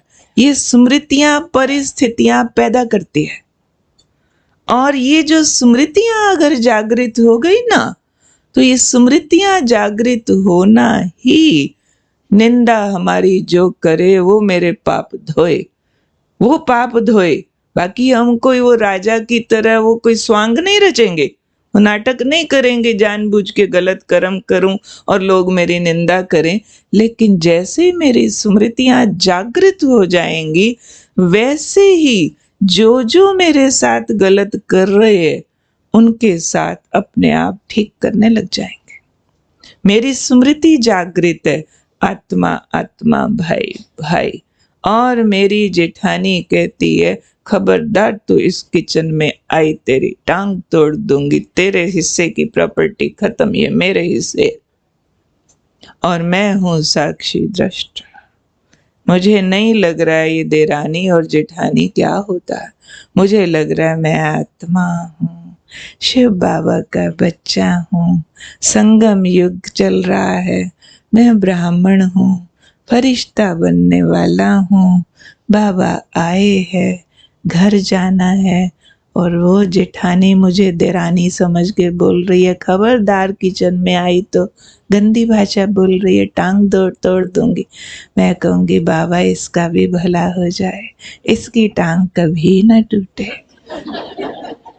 ये जीती रहे, सुखी रहे, इसके बच्चे जीते रहें, इसकी बीमारियां ठीक हो जाएं। बाबा ये आपकी बच्ची है, ये आपको पहचान जाए, तब होगा वो जो ढेर है ना वो खत्म होगा। वो जो ढेर जमा किया हुआ था ना वो खत्म हो जाएगा। इसको कहते हैं कर भला होगा भला, जो करे तेरा बुरा उसका कर तुम जाके भला। अंडू करना पड़ेगा उसको, क्योंकि वो मैं आत्मा है, मेरा भाई है। जो बोल रहे हैं सिर्फ ये प्रीडिस्टाइंड ड्रामा के स्क्रिप्टेड डायलॉग है। अब स्क्रिप्टेड डायलॉग कोई बोल रहा होता है विलेन किसी फिल्म के अंदर, तो हम उस व्यक्ति के अगेंस्ट तो नहीं होते हैं ना। और ही कभी धर्मेंद्र मिल गया, कभी मिल गया, हम कहेंगे उस फिल्म में तो क्या बढ़िया आप गरज रहे थे, उसको चाय पानी और पिलाएंगे, आइए जी बुके देंगे हमारे पास, आइए। अरे रोल तो उसने विलेन का किया था, उसमें तो वो डाका डालता नजर आ रहा था, और यहाँ हम उसको चाय पानी पिला रहे। क्यों? क्योंकि हम जानते हैं रोल था।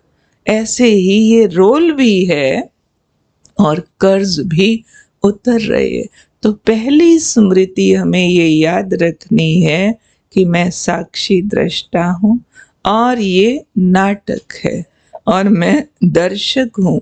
दूसरा ये स्मृति रखनी है कि हर आत्मा इस नाटक में निर्दोष है, किसी का कोई दोष नहीं है। क्यों दोष नहीं है? क्योंकि ये ड्रामा की नोंद है, नोंद अनुसार हो रहा है। और अगर किसी के व्यवहार से, कोई बात से, कोई परिस्थिति से मुझे कष्ट आ रहा है, फिर कई बहनें आके पूछती है कि जब मुझे कष्ट आ रहा है और फलाना तंग कर रहा, आप कहते हो किसी का दोष नहीं है। दोष तो उनका है, वो ऐसा करना बंद करे तो हम दुखी होना बंद कर देंगे। वास्तव में उनके कारण से दुख नहीं आ रहा। आती हैं बहुत सारी परिस्थितियां, अगले पैसा नहीं देंगे, पैसा हड़प लेंगे, आपकी बीमारी का कारण बनेंगे, कोई अशुद्ध खिला रहा है, कोई अशुद्ध कर रहा है। तो भी बाबा कहते हैं, अपना एक स्लोगन बना हुआ है, दुख दूसरों के कारण से नहीं मिलता है, उसके बजाय आपके देह भान से मिलता है। अपने यहाँ एक स्लोगन लिखा रहता है जगह जगह, if it hurts it is ego. Ego है जो हर्ट फील कराता है। जब जहां जितना हर्ट फील होता हो, समझ जाओ उतना अभिमान बाकी है, उतना अभिमान बाकी है। और उस अभिमान पर काम करो, ना कि हर्ट देने वाले पर काम करो।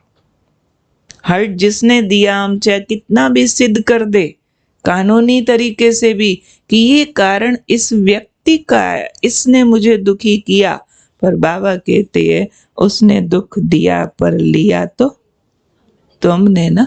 लेना तो तुम्हारे अधिकार में था।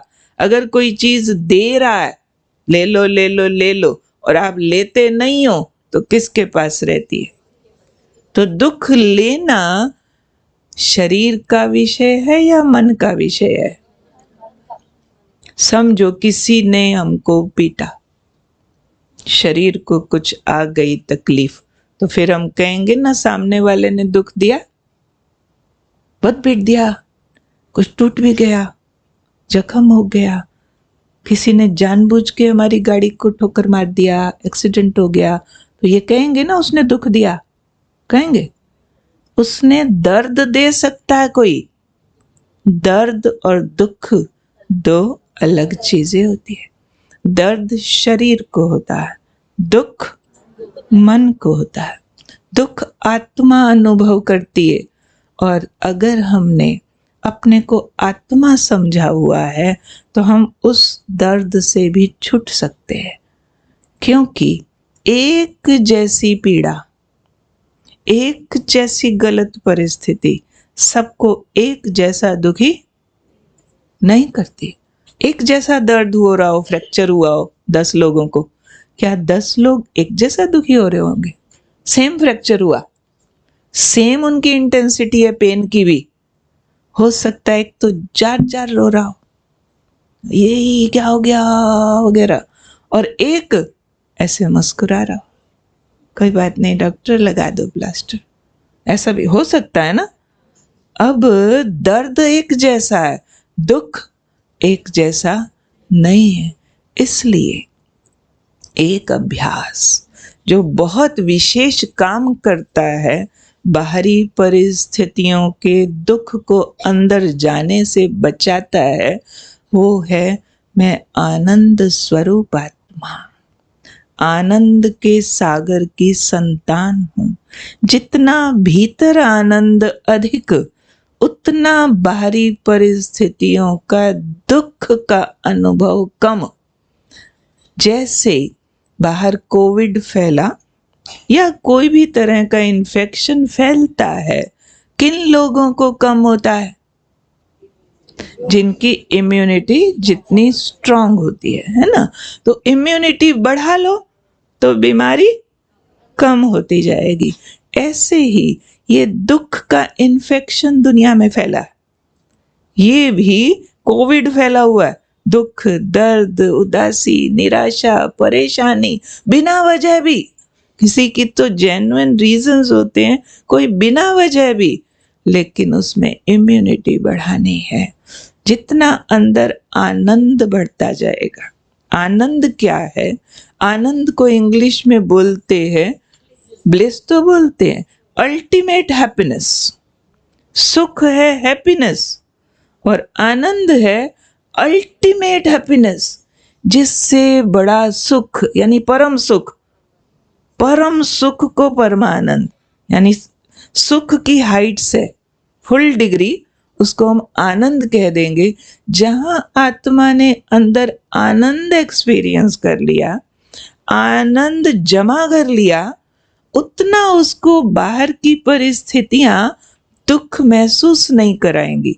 और आनंद बढ़ाते गए तो क्या होगा? जो हालात, जो व्यक्ति उसको दुख दे रहे हैं, वो उनको सुख लौटाएंगे। क्यों? उसके वाइब्रेशन में सुख है। जैसे ब्रह्मा बाबा को चाकू लेकर के एक उग्रवादी मारने के लिए आ गया। उसके पास कौन सी फीलिंग थी? हेट।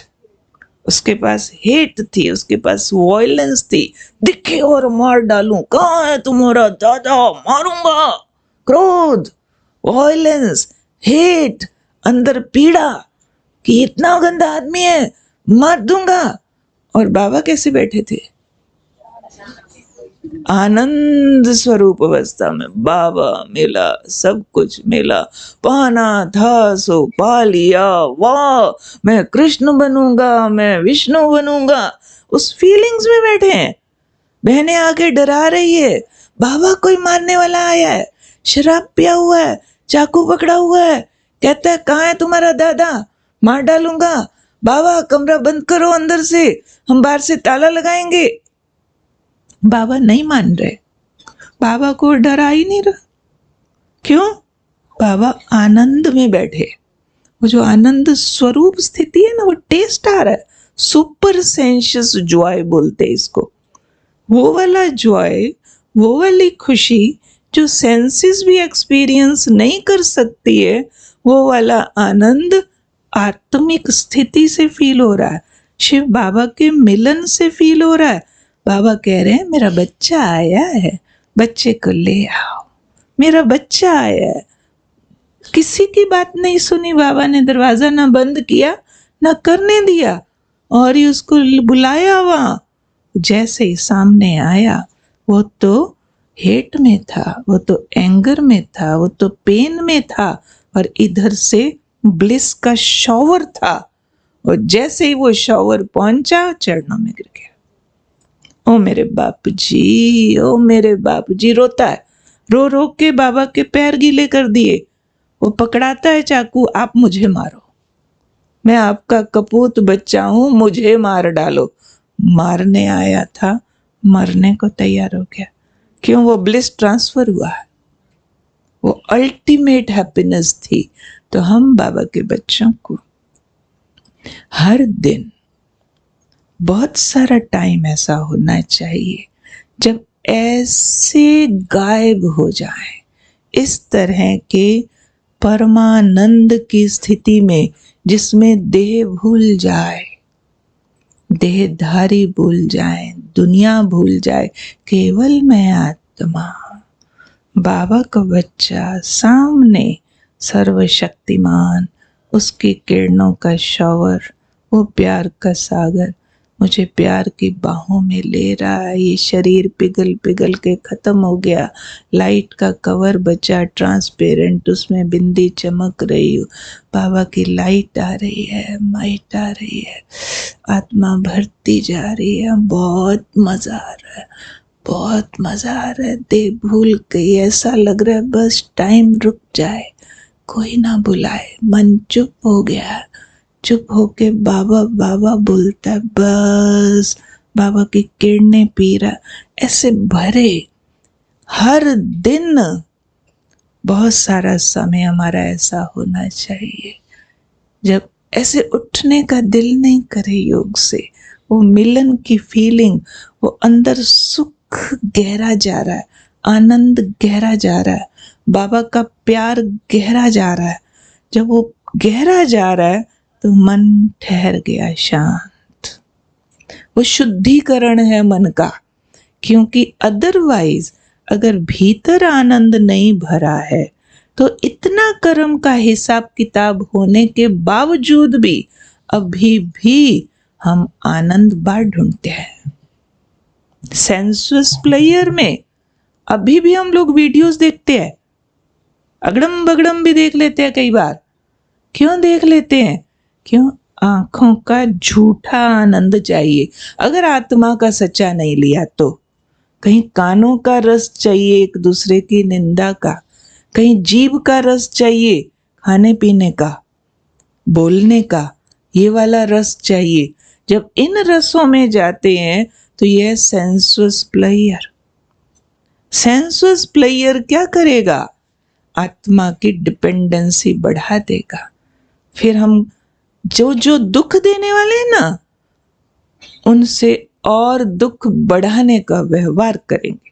वो कर्ज लेने आए थे, हमने और छीन लिया।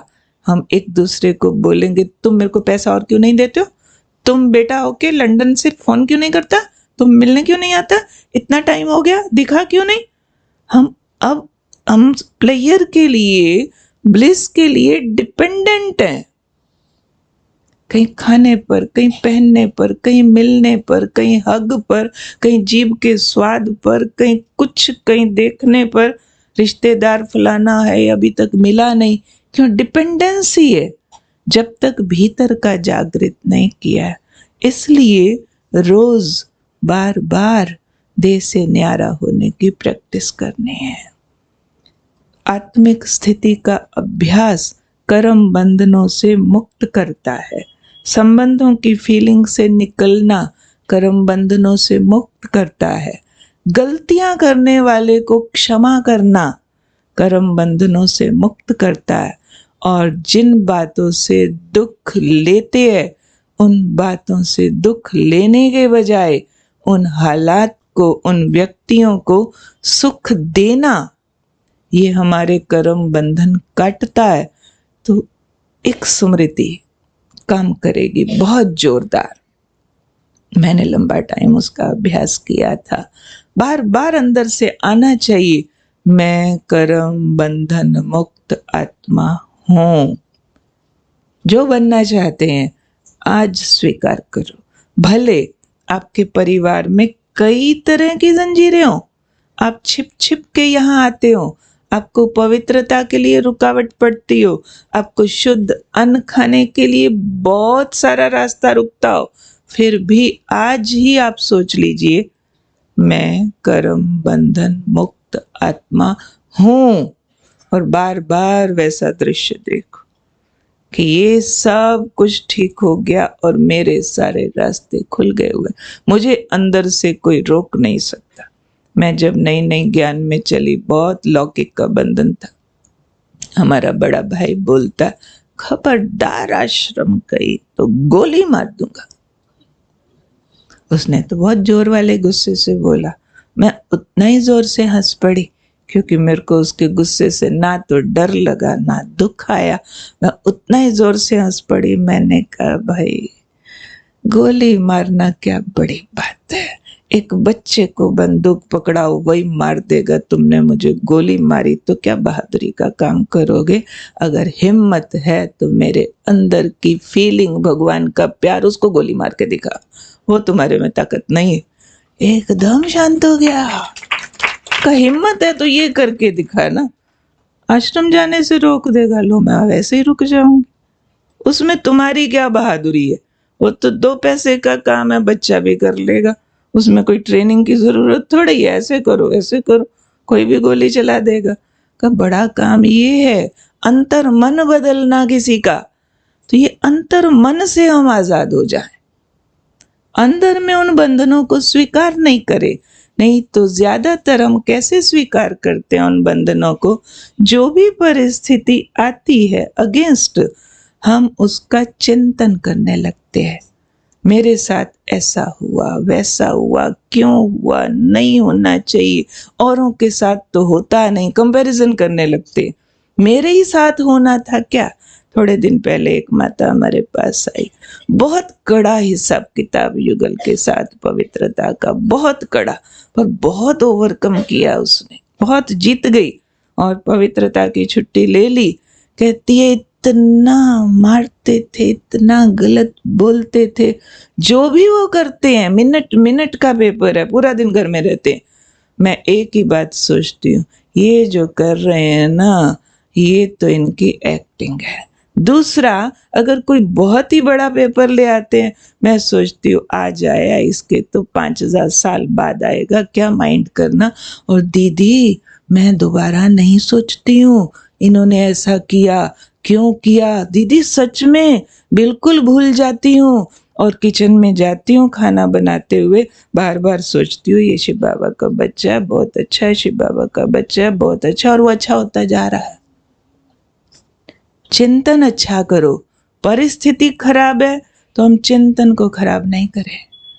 खराब परिस्थिति का चिंतन करने से वो बढ़ जाएगी, खराब परिस्थिति में चिंतन अच्छा करने से वो अच्छी हो जाएगी, परंतु आसान नहीं है। जब आप उस वायुमंडल में होते हैं तो आसान नहीं है, इसलिए उस वायुमंडल से बार बार अपने को निकालना है। 1 घंटे में 1 मिनट साइलेंस कंपल्सरी होना चाहिए। 1 घंटे में 1 मिनट अपने को विथड्रॉ किया। कौन हूं मैं? शुद्ध आत्मा हूं, सुख स्वरूप आत्मा हूं, मैं बाबा का बच्चा हूं, बाबा प्यार का सागर है, लेने आया है, नाटक पूरा होता है, आखिरी सीन है, जाना है। 1 मिनट में चिंतन ठीक हो गया, जागृत की स्मृति, फिर कर्म में आओ।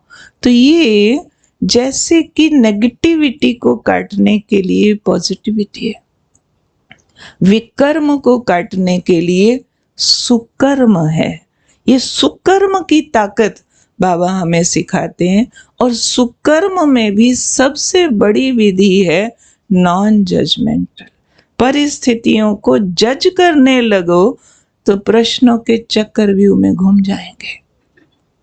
ऐसा मेरे साथ ही क्यों होता है, क्यों हुआ है? सबके पास क्वेश्चन ही, लगभग हर एक के अंदर कभी न कभी ये उभर के आता। किस किस को ये क्वेश्चन समाप्त हो चुका है कि ऐसा मेरे साथ ही क्यों हुआ? जिसका बिल्कुल डिलीट हो चुका है वो हाथ खड़ा करो। हाँ करो, शाबाश। देखो कितने कम हाथ है, 5% भी नहीं। अदरवाइज ये क्वेश्चन खड़ा रहता है, मेरे साथ ही ऐसा क्यों हुआ? क्या हम दिल से आवाज निकाल सकते हैं जो हुआ? नॉलेज तो है ना। और बोलते हुए चेहरे चमकते हैं, बिल्कुल एकदम जैसे लाइट जग जाती है ना हॉल में, ऐसे होता है। पर ये फीलिंग के साथ बोलेंगे, फीलिंग कि जो घटनाएं हो चुकी, क्या अंतर मन स्वीकार करता? अच्छा हुआ, कोई पाप कट गया, वो वही वाला राजा वाला उनके हिस्से लीद गई, जो हुआ अच्छा हुआ। तो उसको अच्छा समझेंगे तो न्यूट्रल हो जाएगा। मम्मा कहा करती थी, बातें बड़ी समझदार हैं, एक बार आके दोबारा नहीं आती है। सेम घटना दोबारा नहीं आती है, आती है तो 5000 साल बाद आती है। हम बड़े बेसमझदार हैं, जो बात हो चुकी हम उसको छोड़ते नहीं। क्यों हुआ? ऐसा ना होता, वैसा हो जाता तो बाबा ही ना मिलता। अगर ये बुरी घटनाएं न होती तो शायद हम बाबा को चूज नहीं करते, फिर तो दुनिया में ही स्वर्ग रहता, फिर तो सब मंगल था, कहानी सारी अच्छी थी, फिर तो बाबा को आने की भी जरूरत नहीं थी। इसलिए सुकर्म की ताकत के लिए सुविचार चाहिए होते हैं, शुभ चिंतन चाहिए, जिसको बार बार हमें अंदर करने की जरूरत है। तो बाकी तो कल यहाँ का सालाना दिवस है ना, ऐसे ही है ना, बर्थडे है, दशहरा भी है, कल हमको रावण मार देना है, 10 सिर उसके जला डालने हैं। पर कैसे जलाने हैं? आनंद स्वरूप आत्मा की स्थिति से जलाने हैं, साक्षी दृष्टा की स्थिति से जलाने हैं। व्यक्तियों को करना है क्षमा और परिस्थितियों को करना है स्वीकार। एक्सेप्ट करो। कई बार हम अपनी बुद्धि बहुत चलाने लगते हैं, ये गलत है, ये ठीक है। गलत ठीक वाली बुद्धि को सरेंडर करके सब ठीक ठीक ठीक ठीक है। ड्रामा एक्यूरेट है, ड्रामा कल्याणकारी है, जो कुछ हो रहा है वही होना चाहिए था, इससे अच्छा और नहीं हो सकता था। यही हमारी विजय का कारण बनेगी बातें। ये सोचेंगे तो विचलित नहीं होंगे। तो अभी से हमको क्या सोचने का है? मैं कर्म बंधन, जितने हम लोग कर्म बंधनों से मुक्त हैं, दुनिया के बड़े बड़े करोड़ अरब खरबपति भी नहीं है। क्योंकि देह भान की कैद में हमारा छूटता जाता है, तो मैं आजाद पंछी हूँ। इसके लिए अभ्यास करना चाहिए रोज। एक तो आनंद स्वरूप स्थिति का, दूसरा देखना चाहिए कि मेरा संपूर्ण कर्म बंधन मुक्त फरिश्ता स्वरूप सूक्ष्म वतन में है और मुझे बुला रहा है। आओ मुझ में समा जाओ, आओ मुझ में समा जाओ। और मैंने देखना है, मैं आत्मा प्रकाश तेज चमकती चमकती चमकती, पूरा अंग अंग में प्रकाश फैल के अंग अंग प्रकाश का होते होते होते ये सारा संपूर्ण स्वरूप मेरा उड़ रहा है। उड़ करके उस फरिश्ता स्वरूप में जाकर के समा रहा है, जो ब्रह्मा बाप जैसा एकदम सर्व बंधनों से मुक्त, संपूर्ण पवित्र, देहातीत, सदा प्रसन्न फरिश्ता है, वो मैं हूँ। चलो उसी अभ्यास में 2-3 मिनट चले, देखेंगे सूक्ष्म वतन में अपना कर्म बंधन मुक्त संपूर्ण फरिश्ता स्वरूप। ध्यान से देख लें, सूर्य चांद सितारों से पार, नीले आसमां से पार, सूक्ष्म वतन के बादलों में बाप दादा तेजोमय फरिश्ता आकर्षित करता सबको, उनके साथ खड़ा है बिल्कुल वैसा ही मेरा फरिश्ता रूप। यही वाले फीचर्स का चमकीला संपूर्ण स्वरूप, देहातीत, कर्मातीत, बंधन मुक्त, सदा संतुष्ट, हर्षित। मैं हूँ ऊपर बाबा के साथ संपूर्ण। ऊपर से मुझे दिखता है दूर धरती के गोले पर अपूर्ण स्वरूप, जिसका काम बाकी है। ऊपर वाला स्वरूप नीचे वाले स्वरूप का आवाहन करता है, आओ उड़ाओ। देह की दुनिया, देह के संबंधों के बंधन तोड़ दो, तोड़ो ये देह भान का पिंजड़ा, उड़ाओ। ग्लोब पर देह में बैठा मैं पंछी, आत्म पंछी, तेज लाइट की किरणें फैलाता हूँ। देह पिघलने लगती है, हड्डी मांस का पिंजड़ा पिघल पिघल टूटता है, मिट्टी में मिलता है, समाप्त हो जाता है। मैं लाइट का पंछी किरणों के पंख लगाए उड़ रहा हूँ अपने लक्ष्य की ओर, अपने संपूर्ण स्वरूप की ओर। मेरा संपूर्ण स्वरूप सूक्ष्म वतन में बाबा के पास उड़ता मैं उसमें समा गया। वाह, आजाद, खुश, शक्तिशाली, बाबा के हाथ में हाथ, अनेकों फरिश्ते साथ, सूक्ष्म वतन से सारे विश्व को साकाश दे स्वर्ग के निर्माण का कार्य कर रहे हैं। मैं संपूर्ण कर्मातीत बंधन मुक्त फरिश्ता हूं।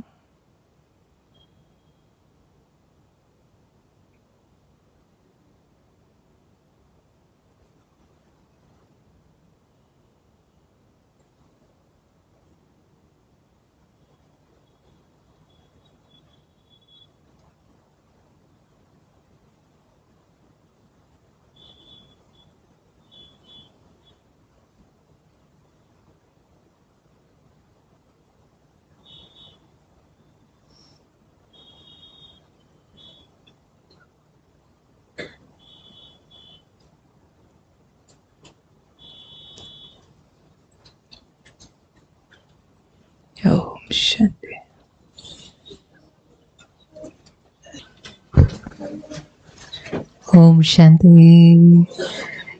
इतनी शक्तिशाली बच्ची के लिए हम सभी एक हाथ की ताली से दीदी का शुक्रिया करते हैं।